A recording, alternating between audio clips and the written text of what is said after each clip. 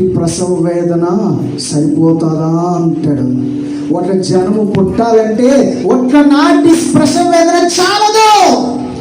దినదినము నీవు అంగలార్చాలి. ప్రభువా నా కొడుకును రక్షించు రక్షించు రక్షించు అని ఆ తల్లి 13 సంవత్సరాలు ఏకాధాటిగా ఏదో తిన్నే ఏదో తాగి మొత్తం ఉపవాసంలో తన జీవితాన్ని సమర్పించుకుని అంగలారిస్తే సెయింట్ అగస్టిన్ అంటాడు, నా తల్లి కన్నీటి ప్రార్థన ప్రవాహంలో నేను కొట్టుకుని దేవుని సన్నిధికి వచ్చేసాను.